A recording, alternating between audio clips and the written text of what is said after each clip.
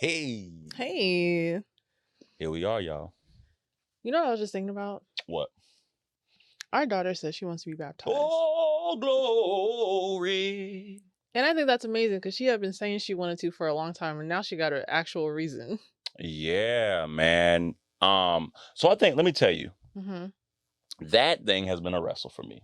I know, I could tell. I know, here's the thing, I know some people just be like, oh, my kids want to get baptized, or I want my kids to be baptized, so they go and do that, right? And I think there honestly is a right and wrong way to do this thing. I really do. I think 2 episodes ago we talked about, the foundation and all that kind of stuff and how we lay this foundation. I think it's important that we make sure we do that right. And I think also I feel like God has kind of been dealing with me on the idea of they know what they know.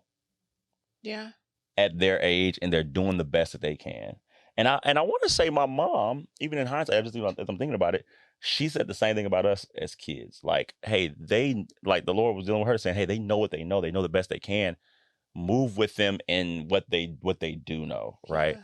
And I think for me, where I was struggling was I wanted them to have a adult level understanding almost, right? And I can't expect that. Can I teach them the right way? Yes, right? But they only understand to the level at which, and I just have to guide them through it and walk with them and trust that the Lord has them and all that kind of stuff. So, and I take it as how Jesus said, essentially, not to keep the children away. Whoa, my. And I think as adults, and even like for us, it's like, well, why do you want to get baptized? And that's important because but I also know that at their age, there is a space of their comprehension and understanding and love for God that God still does honor. Now, granted, I'm also aware of when they get older and they start dealing with more adult things, that the wrestle will be like, man, I didn't have to deal with this when our daughter is 6. If I didn't deal with this when I was 6, I'm 16 now, things look different. I'm 26 now, things look different. But I believe the seed is still sown at that age of 6, especially if it's what you want to do. And every time we ask, she's like, because I want to live for Jesus. Because I love God. That ain't what she always said. No, now that's what she said. Oh, that's what she's saying now. Okay, good. Yeah. Yes. Because that's right, because you had the most recent conversation with her. I wasn't there. Sometimes, my wife calls me an unpresent father. I'm just not there for certain conversations. And I missed one of the most important conversations of my daughter's life. So look at me. This is why it's her podcast and not mine. No, all seriousness though, I'm grateful that you were able to have that conversation with her. Because the last time I asked her why she wanted to get baptized, she said because she wanted to be on stage. And that is something we got to shut down. That's something we got to shut down. I can't feed that monster. No, I can't. Yeah, no. Yeah. But no, I think that's dope. Yeah. I think that's dope. But being a parent, that's a believer that desires to have kids that are believers is a very interesting space to walk in. It is, because I want them to have the boringest testimony that they could possibly have. Yeah, you made that very clear many times. Me personally, if they gotta bump their head to learn, they gotta bump their head to learn. That's fine. That's a real dad thing to say too, though. It is, but let their bumps be like, I was really struggling on a test. I thought I was gonna fail this class, and I cheated. Like that's the most you want to do. Yes. You don't want them to end up on heroin. Absolutely and the not. Lord does a miraculous deliverance of that. No. Yeah, I hear you. Okay. Absolutely not. Okay. I want them to be like, you know what? Something told me, but then I realized the Holy Spirit. My God, today, come on, Holy Spirit. That's just where I'm at. No, that's no. We're blessed, man. We really are. We got four babies, and I really want their soul to be saved, man. But my wrestle is making sure that I live this thing out for them the best that I can. And I don't do that all the time, y'all. I don't do that right all the time. But the Lord is working on me. Wow. Wow. Wow. Wow. All right. We both don't. Yeah. Because you be hollering at me in front of them. No. Tell them about that time you yelled at me in front of them. I don't. No, she don't do that, y'all. I don't. She doesn't do that.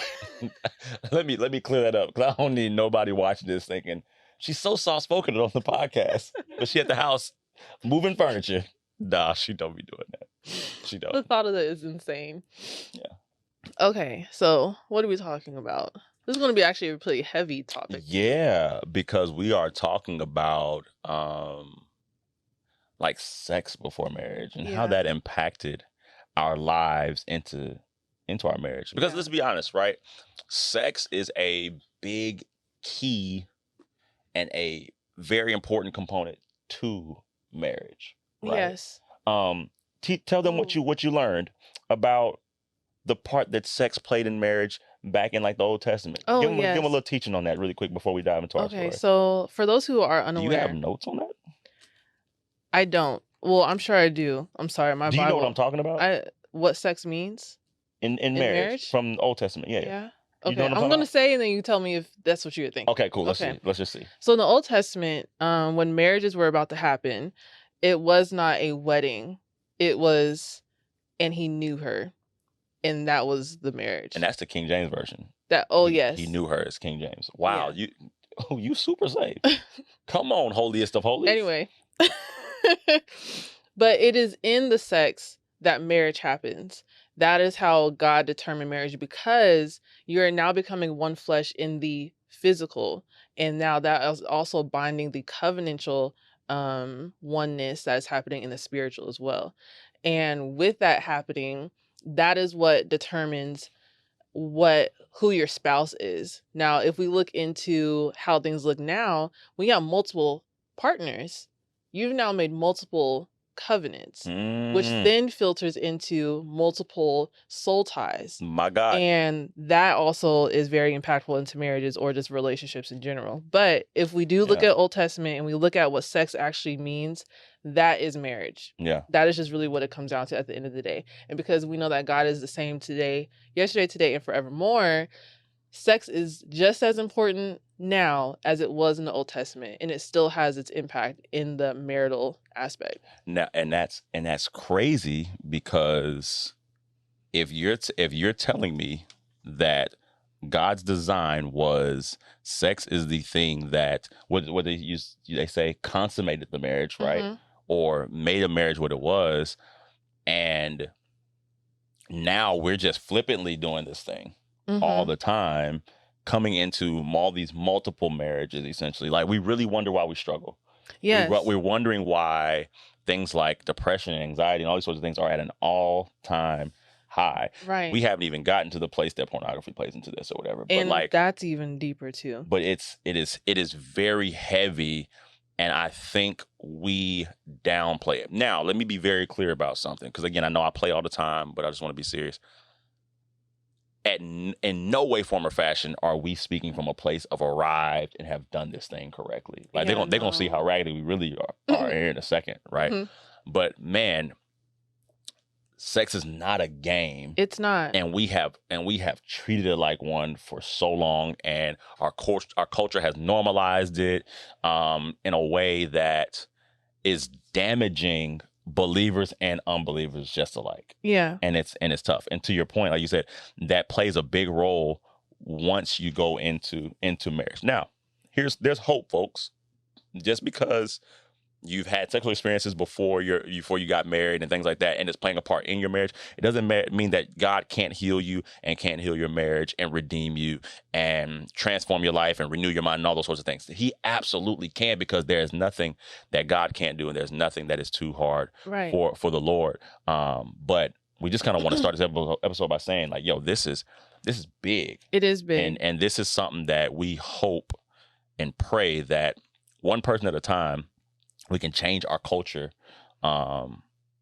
back from being so flippant about something that is so spiritual, so powerful, so major. Yeah.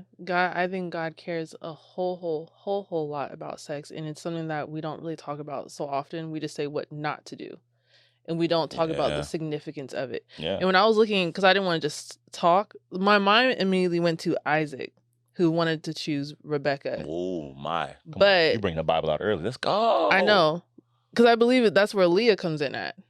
Oh, talk to the folks then. In Genesis, it's your podcast. Remember, I'm just here. Enough. Yeah. Mm-hmm. Yeah. So if you're unsure, get your Bible and read Genesis 24, and that is where we hear about Leah. Wait, where is that at? No, is it? Am I right? No. I'm not right. I think Genesis 24 is Isaac and Rebekah. It is Isaac and Rebekah. What am I thinking of? Leah. Because Leah and Rachel. Leah and Rachel. That's Jacob. There you are. Same family. That's the next generation. That is. Mm-hmm. That is. I'm a little too early. That's right. Okay. Yeah. So not there. Keep turning your Bible. Yeah. Maybe just tell the story. Okay. We can put it. Post edit is a beautiful thing. Okay. So Isaac wanted to marry Rebekah. No. Jacob wanted to marry Rachel. Wanted to marry Rachel. And he told the father of Rachel and said, hey, I want to marry your daughter. But secretly, the father gave him Leah. Why he did not know that he was with Leah, I'm unsure. Mm-hmm. But he secretly gave Leah to him. And then because the sex happened, he was stuck with her. Mm-hmm. And he was unpleased with that. Mm-hmm. And he had to do some time, basically serve the father for him to eventually get Rachel. Mm-hmm. But it wasn't just I had sex with the wrong person, so actually that's not who I wanted. There was a binding that happened with that sex. Yep. And because of that, he still had to stick with who he married because marriage was tied to sex. Yeah. I think that's, but see, let's talk about that in today's terms, right? Mm-hmm. We don't just get to walk away from marriage. And no, I'm going to say this. I'm a huge advocate for God has a specific person out there for you because I believe God is that intentional. I don't necessarily believe that God is just like, oh, just go find a believer and marry them. Mm-hmm. I think God is way too intentional for that. Yeah. Right? I think in his sovereignty, he doesn't want us to get, so bogged down in the,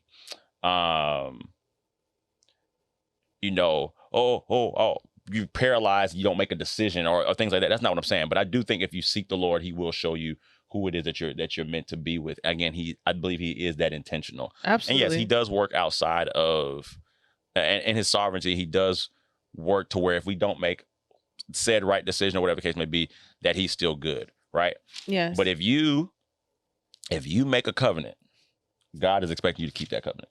And that is in Genesis 29. Yeah. If you make a covenant of marriage, he expects you to keep it, right? That's why you don't just be like, oh, I think I married the wrong person, let me get out. Or if things aren't going well, I just want to get divorced. Like God is like, no, we keep covenants around here. Absolutely. We keep them because that's what a covenant is, right? Yeah. And that's super, super important. It's very important. So this is just an important intro of understanding that sex is not just as John said, a flippant thing. It's not just something that we just do casually, because I believe that's just the blindness that the enemy wants us to walk in of just figuring, oh, it's just sex, whatever. And I just like to try it, or I'm just, I don't even want to commit. Yeah. But little do you know, you're marrying spiritually and becoming more bound and tied to these people that you're unaware of. Oh, absolutely. I think, so for me, like sex again kind of came in early. I think I've mentioned a few times on the past episodes like that, pornography was a thing, right? Mm-hmm. Come across some pornography in my house that belonged to my dad really, really early on. I don't even know if he knows that I came across something of his, right? A little magazine or whatever. But from there I was hooked. I was intrigued. Anytime I came across it, if I seen it on TV, just all that kind of stuff, I would engage in it, man. That lust had me down bad. I'm talking about down bad. Do you remember when they used to have like pay-per-view channels? Yeah. So I remember one time I messed around and bought up like 5, 6, 7 pay-per-view vids. And on the TV. On the TV, fam. On the TV. when the parents at the house, Jamia laughing so hard back there. That is wicked. That's the producers stressful. Are laughing. But no, it really happened, y'all, for real. That really, really happened. That's stressful. And my parents found out, and I just knew I was gonna die. There was no punishment that was coming. I was going to die. They were gonna kill me. They were gonna get me out of there. Firstborn son was done for. and I think lose your inheritance. And I think, I'm gonna be honest with you, I think they were upset, but I think my dad was more crushed than anything that like, yo, my son is in this. And it's got him bad. I'm talking about I had it bad, man. If I was left alone with access, I found it. Now again, as I get older into my teenage years, I remember doing there used to be this thing called True Love Waits that they used to do like back in like the late 90s, early 2000s. And it was like this purity pledge that they would have like kids at churches do. Oh, okay. And I remember taking this pledge, and I had like this little purity ring and all this kind of stuff. Like, hey, I'm not gonna have sex before marriage. Man, by the time I got to my senior year, I was just like, you know what? I cannot leave high school without getting me a taste. Without getting me a piece. I got to get me a piece. Would you say like music videos and stuff like that, and movies, and then the porn, all that stuff influence, and maybe like front environment influence that desire? I think all those were the junior reasons. I think the biggest reason senior year was peer pressure. Oh, really? Yeah, everybody else had done it. See, I'm not. And I didn't want to be the only one that hadn't. I'm just not a guy. Spoiler alert, I graduated high school with no sex. It didn't happen. I tried and I tried. It was like super bad. What a loser I was. Right? I don't understand that male life, because I really do. It's hard, man. Like, it's hard, man. It really is. It's hard because our culture has taught us wrong for so long. Yeah. So then eventually I do lose it. As a matter of fact, I lost my virginity the summer after my freshman year of college. So now I'm literally no longer physically pure. Like I've watched porn. Now I've had sex. Yeah. Right.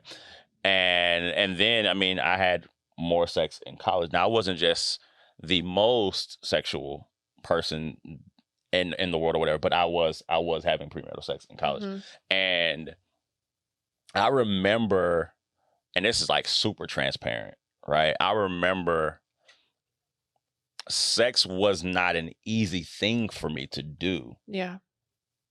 Even as an unbeliever, right? Like I was having it, but it was a struggle because I had watched so much porn. My mind had been warped and all these sorts of things. Brain chemistry is affected. Yeah, all that kind of stuff, man, to where I would have like performance anxiety. Yeah.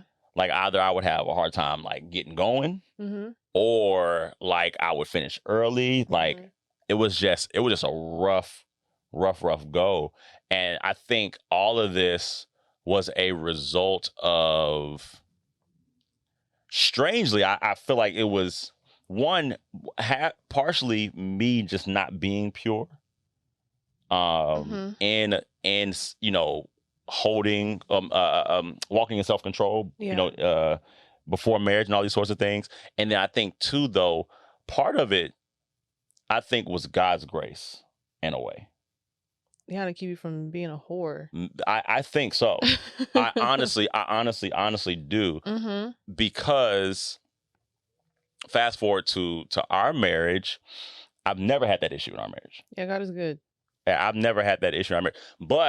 But that doesn't mean that we didn't have sexual issues that were brought into our marriage. Yeah. Like, again, having past partners. And then 2, me not believing that poop stinks. And I thought that marrying you was going to fix my pornography issue, and it didn't. It did not, yeah. But before we get more into that, I got to bring in my whole thing too. Right, because you had some things that you brought into the marriage. I did. Right? I don't know. I didn't laugh, y'all. She laughed. Remember that. I just want y'all to know. She laughed. It's a nervous laugh. Yeah. Because and I was saying yesterday, it's so trauma-based, it's just so annoying. But I think because of that, though, it really has brought me to a place of deeper intimacy with God that I just don't know if I would have had. Yeah. Like, because the way I've had to cling on to my Savior is without, He'll use these things, though. He will. To draw us close to him. Yeah. Isn't that interesting? How though sin separates, it could also draw us close to God in a way. Absolutely. Because then you're like, wait, actually, I do know you as a healer. Yeah. I do know you as a comforter. Yeah. I like, sure, I need comfort for these other things, but I really need comfort. Yeah. 100%. So my sexual past, it really actually started when I was like a child.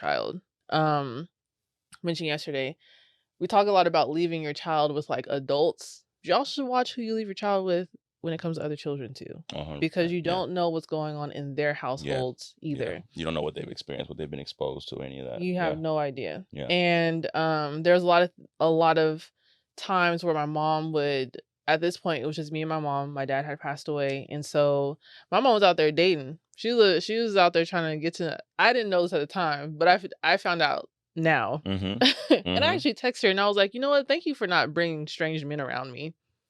Yeah, because she never did that. I don't know any of these men that she was dating, getting to know.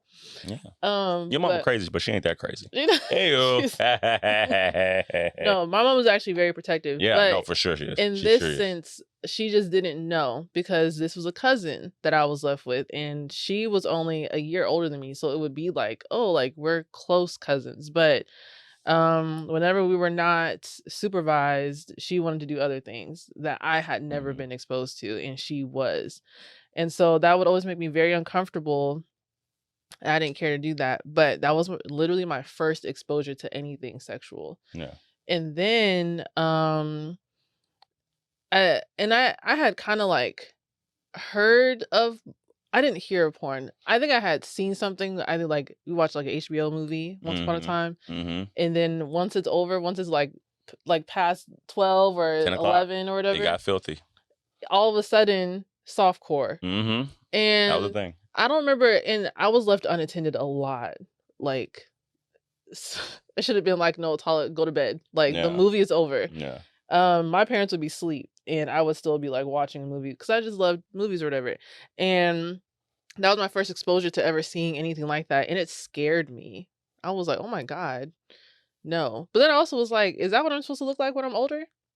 Oh. So I was just more so like curious, but not curious enough to see, not curious enough about what was happening, but more so like curious about the woman body.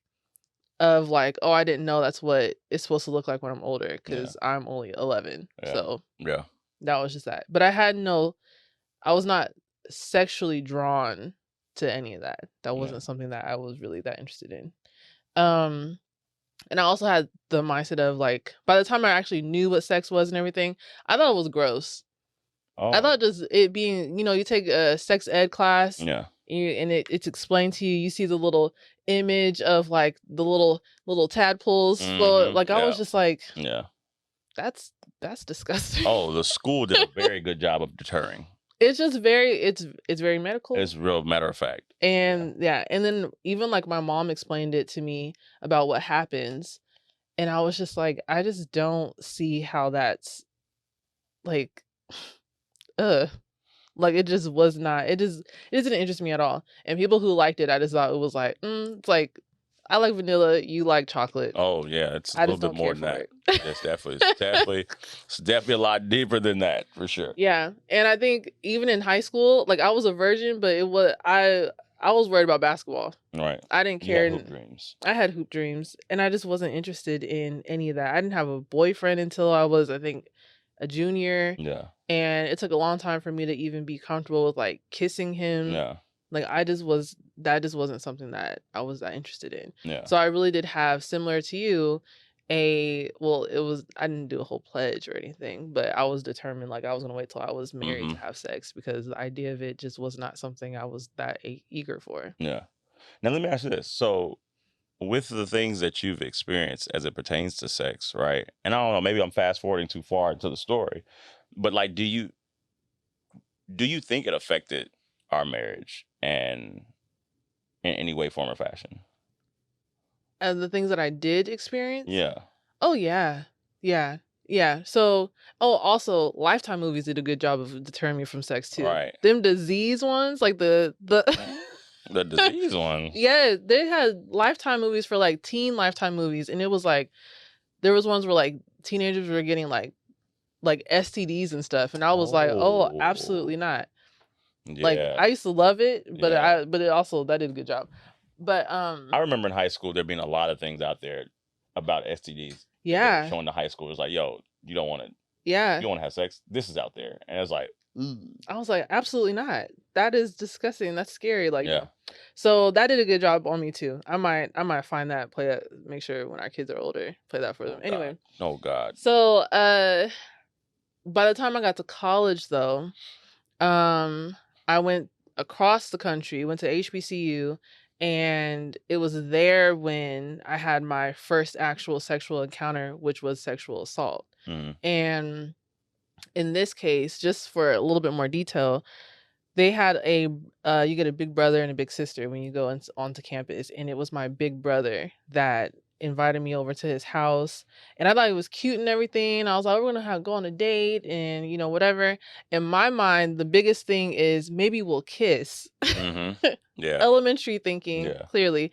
New to college, so unaware and naive of college culture. And so that ended up being like, and he also had put something in my drink too. I always kind of miss that part, but because I forget, it was a very forgetful thing, and I only had glimpses of it afterwards, and I obviously was in pain the next day too. So I ended up coming back home to California, and that really shifted my whole mindset of sex is this special thing, and you wait until you're with someone you love and all that stuff. I was like, oh, sex doesn't matter at all. Yeah. And neither do I. I don't even matter because it's happened to me. And so went to school in California, and once I was introduced to drinking and smoking, and then I pledged, I was all things college culture, even when it came down to the sex thing. The sex thing. Yeah. Yeah. So from there, I made a lot of covenants. Yeah. Oh, yeah. Not funny. Yeah. But I did. Yeah. A lot of them where I'm just like, man, I needed someone to see what I was doing. But I also did a good job of hiding it. But they say statistically, if you experience sexual assault, you either go from one extreme to the other, where you either are hypersexual or you just don't want to be touched at all. And for a minute, I didn't want to be. I was just like, no. But the amount of attention that I would get would make me feel more so pressured because I didn't know how to say no. And I don't think and this is no fault of my parents, because you could only teach so much and be mindful of so much stuff to be like, hey, this is what you do when this happens. This is how you handle this situation, whatever. And stuff may be said, but I just didn't know how to be okay with letting people down. Oh, I don't want to let them down. So sure. And I started to just have a mindset of, well, I want to be in control. And I was in control of a lot. And so essentially when it came to us being married, then, well, actually, after I got saved, that kind of did the whole thing, because I was like, I don't want to have sex anymore.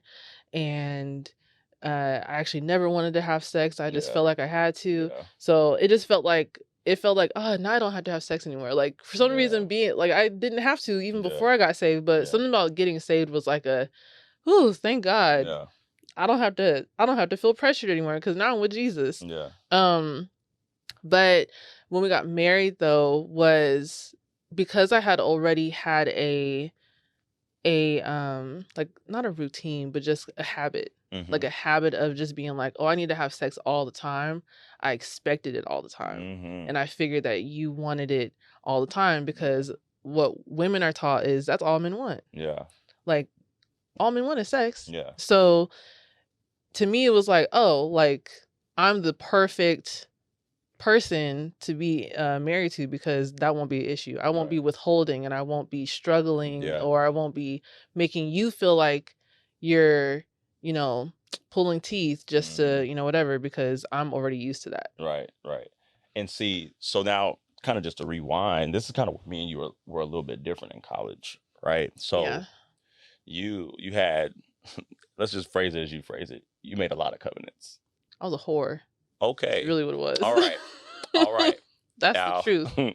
Disclaimer. Just want y'all to know that this is her podcast, and she can call herself whatever she wants. But just know her husband never said those words.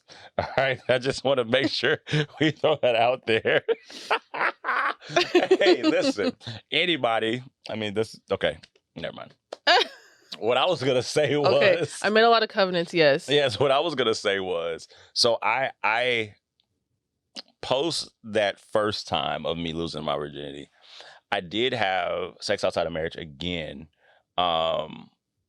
multiple times, but I wouldn't deem myself the whore that people thought I was. You had popularity, so people figured. Right. They thought I was, but here's the thing. I was a little bit more strategic because I still was like I wanted to pursue a particular person. You were looking for love. I think I was. Mm-hmm. I think I really, really was. Mm-hmm. And that's probably why I ended up with a lot of heartbreak too.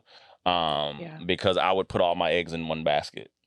And those would be the people that I would usually engage with, right? Mm-hmm. So, and I wasn't doing a whole bunch of talking to a bunch of people at one time and dating a bunch of people at one time and just sleeping around. Mm-hmm. It was all of them are cute, but like I like her and I'm pursuing her.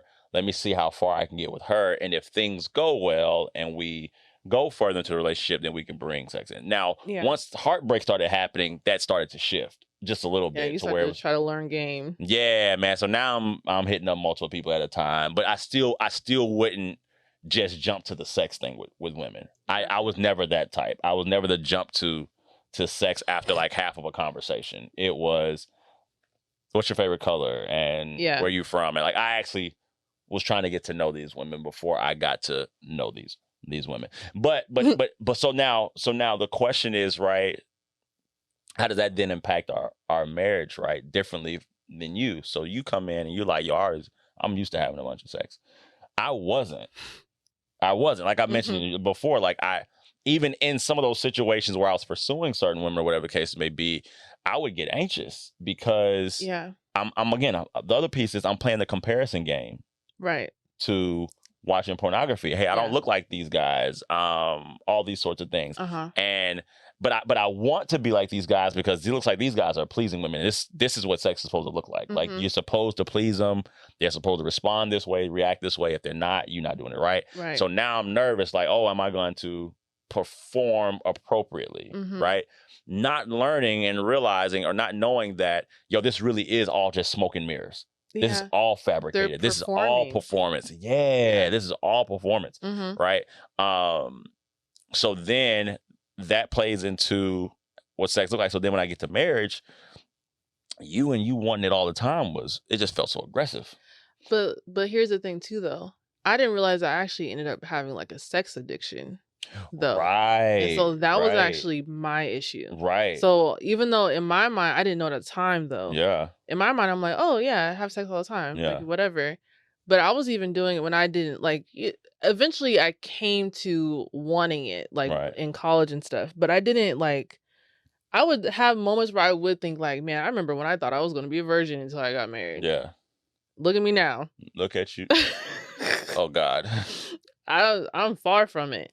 And I wasn't connecting the pieces of, oh, well, this happened and this happened. Yeah. I was just like, well, here I am. And listen, neither am I.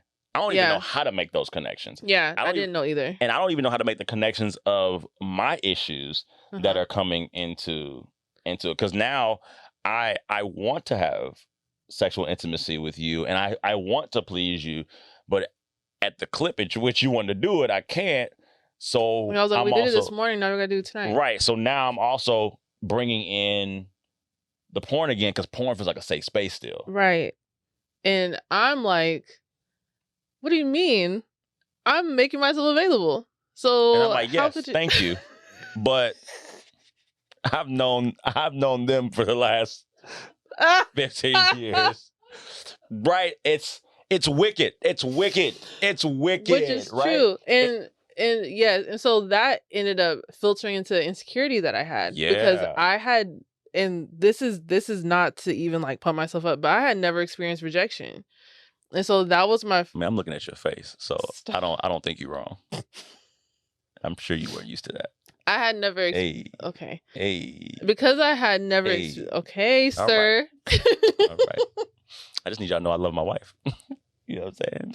And but okay, go ahead. Because I was going to cut you off and I'm going to jump in, but no. Go because I had never experienced that. And because, granted, I was in spaces where like that was kind of just like what was happening. Yeah. Like it just kind of was. I had always felt like, and you never know, like if you live in a certain space, you never know like this actually probably isn't as normal as you're making it to seem. It's just your normal. I had never known being in a space where there wasn't someone who I was attracted to and they weren't attracted to me. Yeah. And because that was kind of the case, I'm like, okay, well, we're married now and we're attracted to each other. So that means that we should just be all over the place. And now you're like, no. And you would either like share like clear hesitation, or when you started to confess like that you had watched porn, my feelings were hurt. Yeah. Yeah. And so like you mentioned that made you insecure. On my side, I'm just like, no, I do still find you attractive. I do still want you, but you think I'm ugly. And that's what you thought, but that wasn't the case, right? So now there's a extra pressure that I'm not expecting, because the other piece is this. I thought when I got married, I was going to want sex all the time as well. Yeah. But I didn't for whatever reason, right? But I think it's because, again, my mind was so warped. And now there's a different type of pressure that I feel like I'm getting in marriage. That's true. Again, porn feels like the safe space. Now, again, this is me thinking in hindsight. In the moment back then, I don't realize any of this. My body is just responding to what it's used to and all these sorts of things, right? I'm like, oh, yo, she wants it all the time. And I'm like, this is a gift. Man. Listen, never mind. I almost said something that was going to be really inappropriate. Okay. This is the Milk and Honey podcast. This is a Tyler's podcast, so I will behave. Amen. But also with that too, granted, along with me in college, I couldn't stay faithful to anybody either. Yeah. That was also a thing. Like, I was cheating all the time. And have you? Nope, I'm not going to ask that question either, because it's your podcast. What are we going to ask? Nope, I ain't going to ask it. Not in front of these good people. So because you said you was cheating all the time. I was. Okay. So I just know sometimes we bring our past into our marriage, and I just wanted to know. So when God said, "Here, I have a husband for you," I was very much like, I don't deserve to have a husband. Oh wow! Because I know the life that I was living. Yeah. So I was like, God, because I know I don't deserve it, and because I know the life that I was living, I want your help to be as completely transformed of who I am with my husband. That's good. Where I don't have an eye, and I feel like he's actually done that. Like, don't have an eye for anyone else, and I am only focused on him, and that's just it. Because I was living a life that really wasn't even. I was living a way that wasn't even like natural to me. Yeah. Like me not having sex in high school and not really desiring it. Like that was like me. Like sex is not on the top of my priority list, but I made it and I forced it because that was the environment. You end up being a product of your environment. Yeah. So that was me. But I was like, well, let me just be who I really am and who you want me to be in our marriage. And he was doing that. Yeah. But I was also taking in characteristics and habits of who I had become into the marriage. And while you would be like, you're coming on a little aggressive, I'd be like, aggressive? What do you mean? I'm setting it out. I'm your wife. I'm supposed to. Right. Yeah. And again, it's crazy how you just never know what to expect once you get into marriage. And especially in this realm. And even what we're talking about, it's probably not as uncommon as we would think. Right. And it's not as unique to our story as we think. So like, how do you think we've kind of like grown past it, or do you think we've grown past it? Like, what do you? So I'll speak for myself. So there's been a lot of internal things where, because I was feeling like rejected and all the things, I would be, truthfully, on my side, I'd be like, what do you mean? Like all the whoever, we're fine with it. Why is it the one? And I'd be kind of complaining to God, like, why is the one that you gave me like having an issue, or whatever. And so then there came a point where God was like, I want you to write down all the men that you've had sex with. Oh, glory. And as I was doing that, there were It sounds so bad. The list was just a little lengthy. Okay. And some people I had to write the description like, oh, the guy who was waiting on us at Chili's. Like, I can't remember. Because you didn't remember the name. Can't remember the name. Yeah. And because that was the truth of the matter, then God was like, I want you to pray and come against the soul tie that you have made with these men. Yeah. Because what I was doing was expecting you to be just like them. And I was bringing old me into a new space and expecting you to be them. And then I'm complaining that you're not them. Yeah. And wasn't even seeing you. Essentially, I wasn't seeing you as a person. I'm grouping you in a space where you're just like all men want to have sex. So you're just them. And it wasn't until I don't know how long until I realized like men have feelings too. And I really rejected the reality of that because of my experience. Mm-hmm.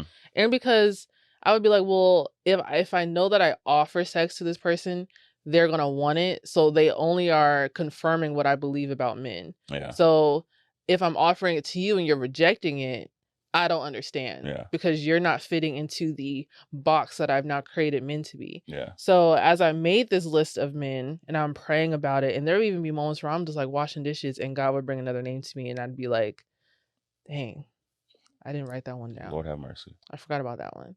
And be praying about that, and then God was like, the same way that you're upset with John and his rejection, you're also you're also rejecting him because you're not seeing him in who he is too. You were rejecting me. Even in my pursuit of you, I was rejecting you. Ooh. Which is crazy. That's heavy. And that's besides the spiritual pieces too, that were happening as well. But in me recognizing that, then I had to humble myself and realize that I'm not the better one in the intimacy piece of our marriage, even though I thought that I was. Because you wasn't cheating and watching porn. Yeah. And because you were putting it on a platter. Yeah. Anytime I wanted, yeah. Yeah. And see, I think for me,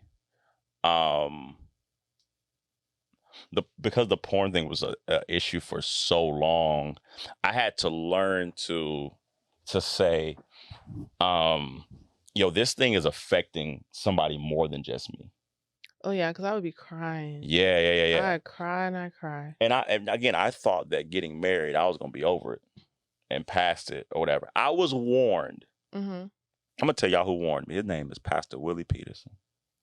At the time, he was just minister, Reverend Peterson. He hadn't started his church yet. Mm-hmm. And he told me and a group of guys, hey man, if you struggle with porn, marriage is not gonna help you no longer watch porn. Mm-hmm.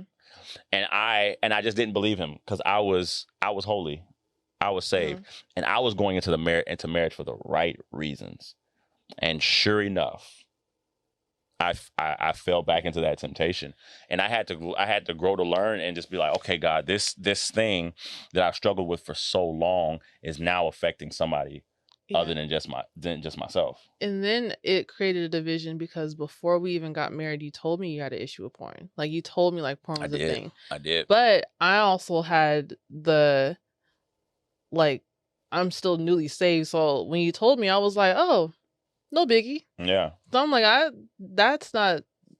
lived my life. No biggie was a biggie lie, because the moment I told her, y'all, at that point, man, it was a thing. But again, let me be very clear. Your reaction, your response to me confessing it to you was not wrong. You should have been hurt. You should have felt the type of way about it, right? Yeah. But I just didn't anticipate that, because I thought to myself when you said no big deal, I was like, oh, man, see, I knew God gave me the right one, because she's not gonna trip. Like she's a saint. She's straight from heaven, right? Because she's gonna be gracious and all this kind of stuff. All the things. I just so happens, and sure enough, She wasn't the same as I thought she was. Man, she bugged out on me. No, I'm joking. But like, but that even too, even like to this day, when it's a temptation and it's a struggle, I have to be conscious of not only am I sinning against God, but I'm sinning against my spouse. And how do I reassure you that I love you when I may give in to temptation, all these sorts of things. Because one of the biggest things that I used to try to convince you of, because you said it would cause you insecurity, the bigger issue was like, yo, me watching and giving into this temptation has nothing to do with you.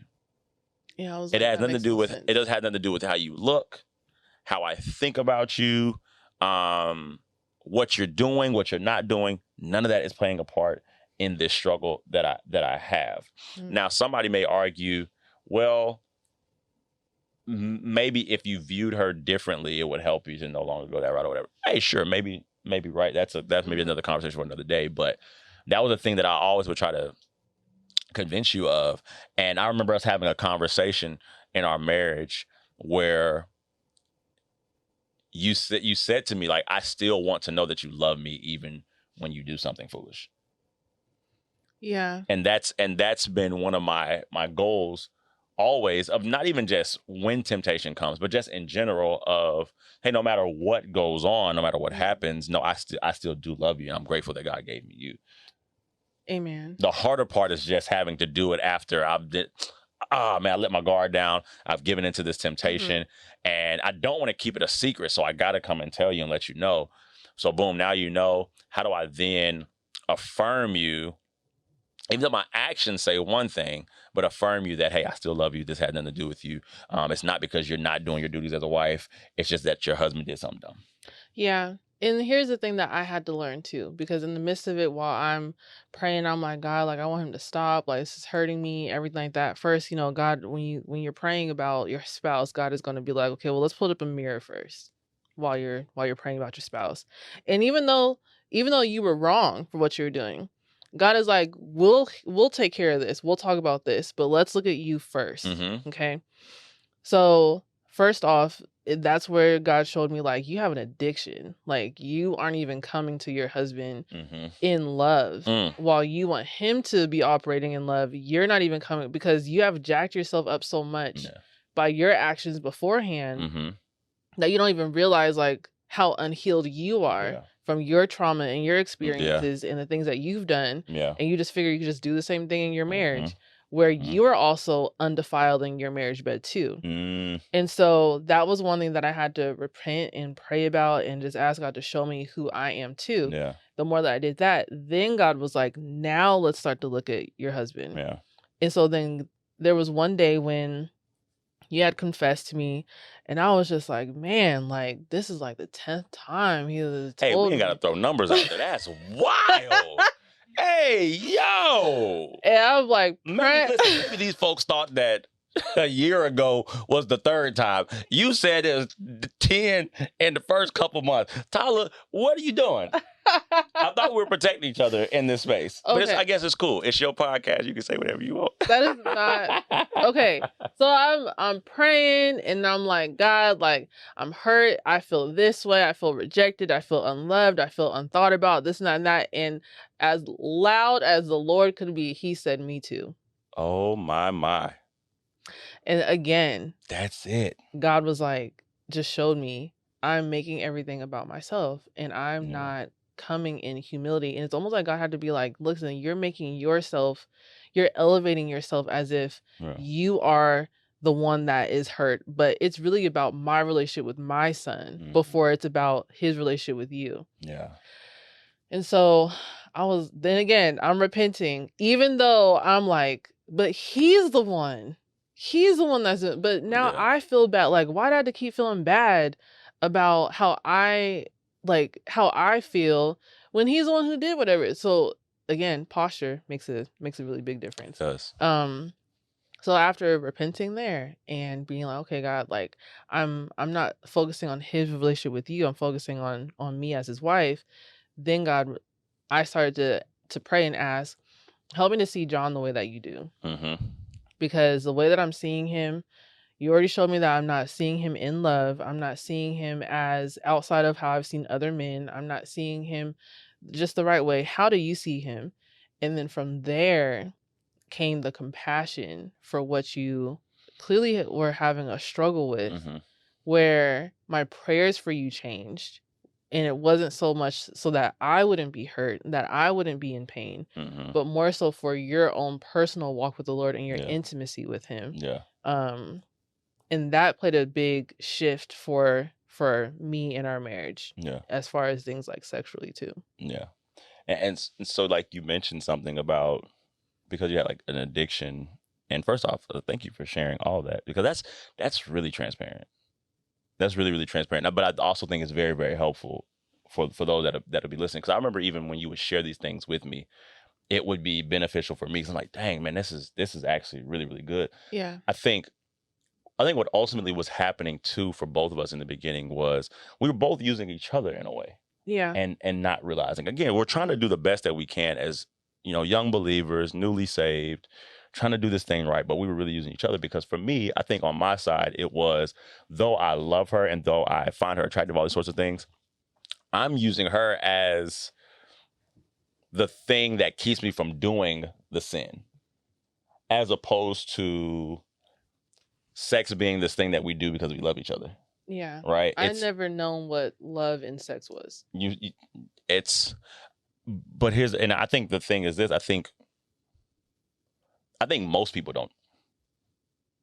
I think most people aren't having these type of conversations and interactions, and we're really just kind of doing this thing thinking that we're doing it God's way, and we're not. Because again, we thought we were doing it the right way because we were both saved and we were having sex inside of marriage or whatever the case may be. But we had brought so much sexual baggage and trauma into the relationship that God wasn't even the focus of our sex life. And I think too, and that is important. That's a learned thing. You got to grow into that or whatever. But you got to also move that to the forefront of your mind, as opposed to just saying, "Oh, God allowed us to be married, so He don't want us to have sex outside of marriage. So let's just make sure we do it in marriage." And I figured even before we got married, we didn't have sex with each other. So it was like, oh, like we did a great job.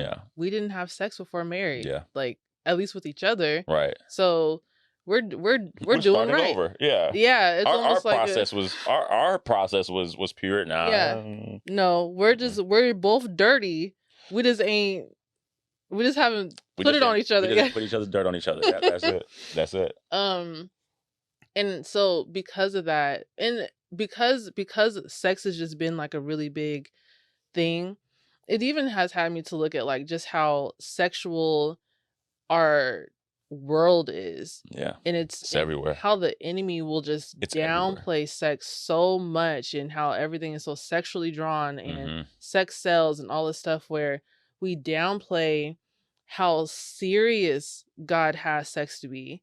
And that's why that is the only sin where you sin against your own self. That's what it says. With sex, being mistreated and all the things. And so recognizing that that's a huge attack with people in general, but especially in marriage. And I think I said this not too long ago, but like someone said, like the devil will let you have sex with everyone but outside of marriage, but once you're married, you won't want to have it. Man, that's good though, because again, we don't take, as believers, we take sex outside of marriage to be a very, very serious thing, but we don't take sex in marriage as serious as we should. And I think we're very lackadaisical about it, and we don't talk about it, and we don't address certain things. And people have questions like, "Can I still do this? Can I just do this?" And it's like, "Oh yeah, you do whatever you want because that's your husband and this is your wife or whatever." But there is no intentional praying about what is God actually pleased with, and where did you learn these things from? Because that's the piece, addressing the sexual baggage from our past. Somebody needs to hear this. I don't know why I feel like this on my heart, but somebody needs to hear this.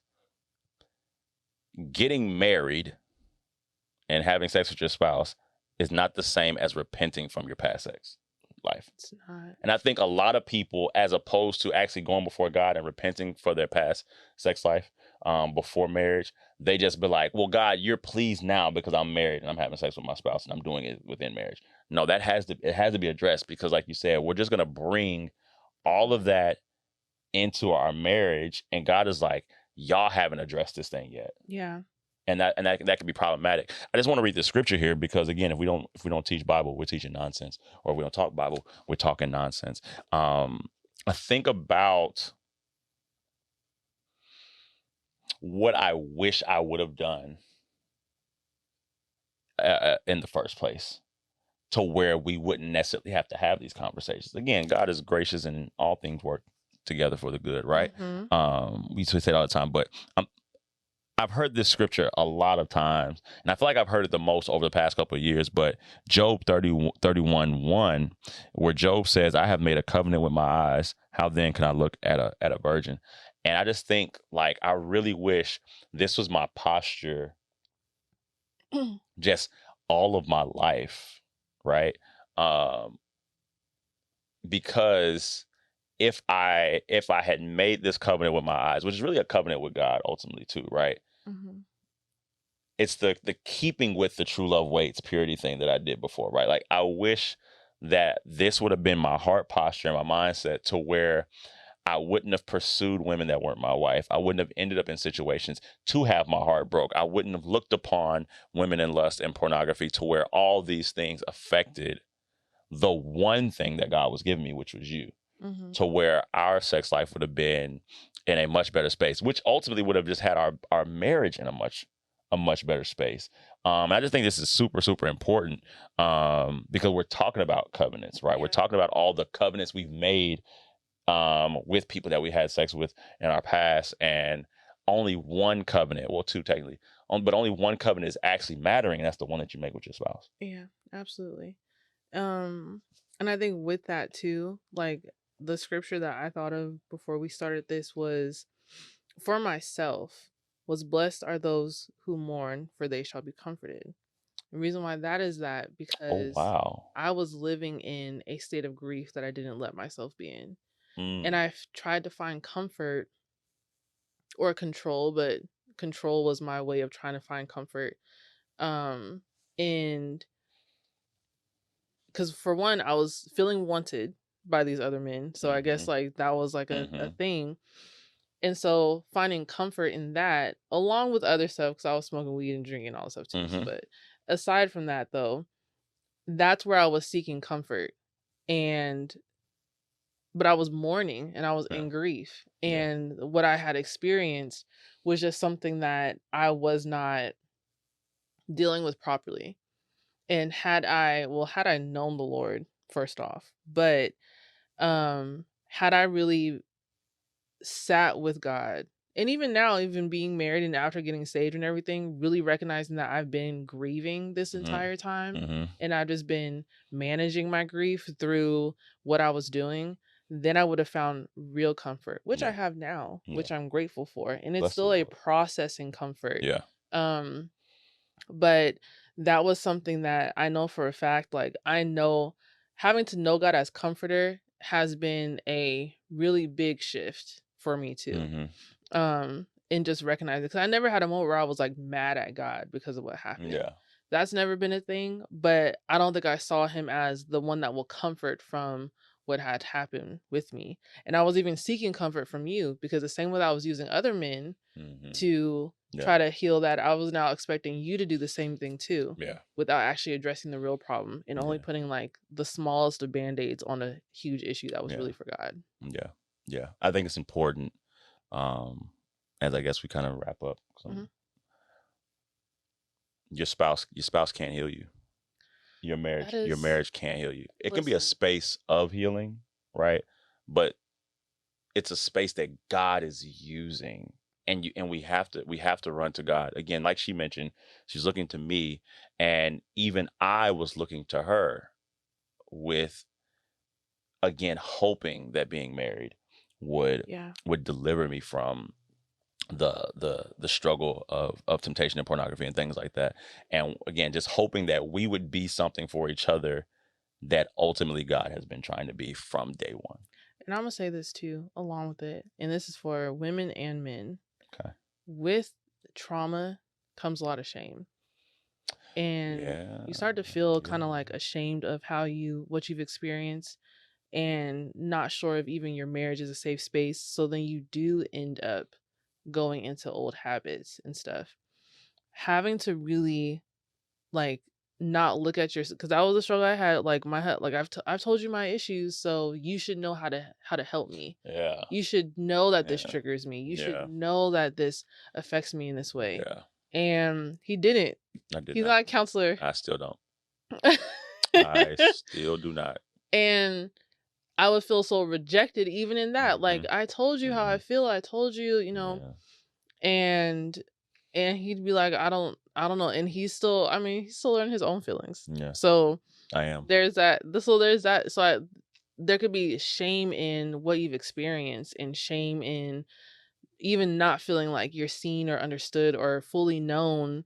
But there is one who does fully know you. There is one who fully sees you, who understands in all the things, and really pressing into the God who knows you will allow for your marriage to only get the overflow of what you're supposed to be getting from the Lord. Yeah. Instead of you expecting all your healing to come from your spouse or from your marriage. Because really, marriage is what takes a lot of work, where you need God anyway. Marriage is not your fortress. Yeah, it's not. God is. It is not your strong tower. It is not. It's not. It is not. And it's your deathbed.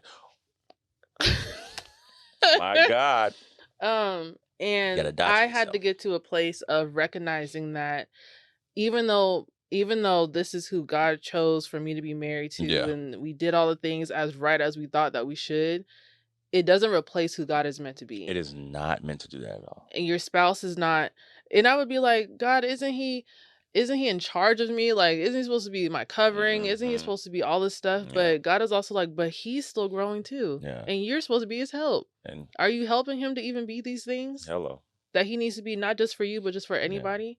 And so, and I have to, and as the husband, I have to remember that initially my help was Psalm 121. My help comes from the Lord first, right? So that was something that I had to come to a real realization in, because even though God may reveal some things in you, doesn't mean he just wants you to take it and then go. He's like, no, like, sit with me. Yeah, let's talk. Now that I showed you this, and let's heal from this situation, so that you can operate as I've created you to be, as a wife, as a mom, as a friend, as a whoever, for who I've put in your life. Yeah, that's it. I encourage someone, grab hands with your spouse and go to the healer together. Support your significant other on their healing journey, because the Bible is very clear. It is not good that man should be alone. Yes. And here's a prayer prompt. We don't do this, but I think this should be a good Come on, prayer prompt. Asking the Lord, help me to be the spouse that my spouse needs. And that's not good. Not so that they could be who I need, because we're always looking for what we need all the time. That's good. But God already knows what you need. And he probably needs you to be who your spouse needs, because you reap what you sow. And if you're giving and you're pouring out cheerfully to your spouse, regardless of how you think they need to do better for you, you will return that back, or you will get a return back in some way, shape, or form when you least expect it, the less you put your focus on yourself. That's good. That's good. Hey, this is Milk and Honey. Yeah. This is the tallest podcast. I just so happen to do it with her. Is this every time? I'm just so grateful. I'm just so grateful that they get to take this journey with us. And we pray that they have been blessed in it. We can't wait for y'all to continue to do this with us. We got more episodes to come. Yeah. We'll see y'all next time. We love y'all. Bye.